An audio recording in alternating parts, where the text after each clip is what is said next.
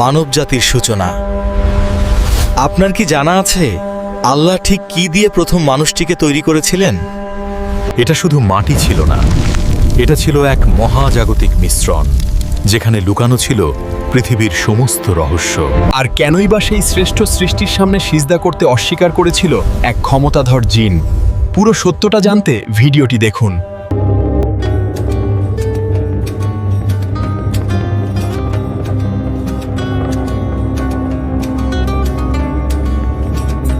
আসসালামু আলাইকুম রহমতুল্লাহি ওয়া বারাকাতুহু। প্রিয় দর্শক, সকল প্রশংসা সেই মহান সত্তার, যিনি সকল কিছুর সৃষ্টিকর্তা, যিনি এই সুবিশাল মহাবিশ্বের একমাত্র অধিপতি।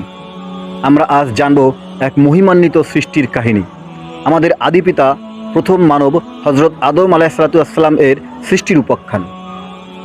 পৃথিবীর বুকে তখন কেবল জিন জাতির বসবাস ছিল।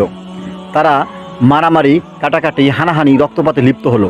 ঠিক তখন আল্লাহ তার এক মহান পরিকল্পনার কথা ফেরেশতাদের কাছে প্রকাশ করলেন।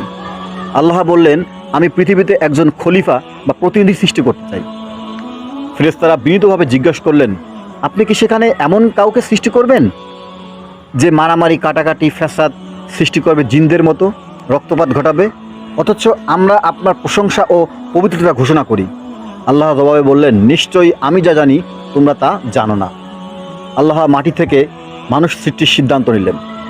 পৃথিবী থেকে বিভিন্ন রঙের, বিভিন্ন গুণের মাটি সংগ্রহ করা হলো, যা থেকে পৃথিবীর সকল বর্ণের মানবজাতির সৃষ্টি হয়।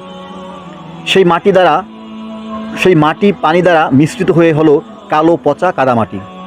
সেই কাদা দিয়ে আল্লাহ রাব্বুল আলামিন নিজ হাতে হজরত আদম আলাইহিসসালামের একটি নিখুঁত অবকাঠামো তৈরি করলেন।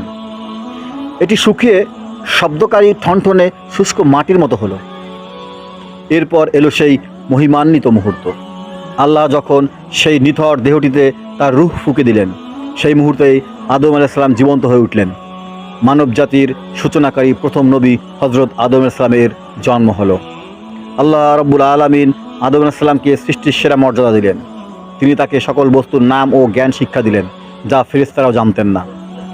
জ্ঞান ও প্রজ্ঞায় আদম আলাইহিসসালাম হলেন সকল সৃষ্টির সেরা। এই জ্ঞানই প্রমাণ করল যে কেন মানুষ পৃথিবীতে আল্লাহর প্রতিনিধি হওয়ার যোগ্য। অতঃপর আল্লাহ রাব্বুল আলামিন সকল ফেরেশতা ও ইবলিসকে নির্দেশ দিলেন, আদমকে সেজদা করো। আল্লাহর আদেশ শুনে সমস্ত ফেরেশতা দ্বিধাহীন চিত্তে সেজদা করল। তারা জানেন আল্লাহর প্রতিটি নির্দেশ মহিমান্বিত ও কল্যাণকর, কিন্তু একজন মানল না। সে হলো ইবলিস, শয়তান। আল্লাহ তাকে জিজ্ঞাসা করলেন, তুমি কেন সেজদা করলে না যখন আমি তোমাকে নির্দেশ দিলাম? ইবলিস দম্ভভরে উত্তর দিল, আমি তার চেয়েও শ্রেষ্ঠ। আপনি আমাকে আগুন থেকে সৃষ্টি করেছেন, আর তাকে সৃষ্টি করেছেন কাদামাটি থেকে। ইবলিস তার জ্ঞান আর তার হাজার বছরের ইবাদত এবং তার সৃষ্টির উপাদানের অহংকার করল। সে ভুলে গেল যে নির্দেশদাতা স্বয়ং আল্লাহ রাব্বুল আলামিন নিজে। তার এই অহংকার ও অস্বীকৃতির কারণে আল্লাহ তাকে জান্নাত থেকে বের করে দিলেন এবং তাকে চিরকালের জন্য অভিশাপ দিলেন। বললেন, তুই আজ থেকে শয়তান।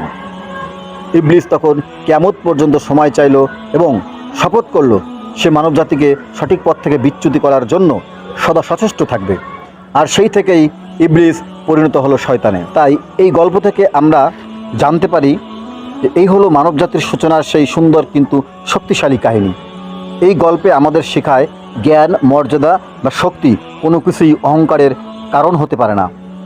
অহংকারই হলো সকল পাপ ও পতনের মূল। মানব জাতির সূচনা থেকেই শয়তান আমাদের শত্রু।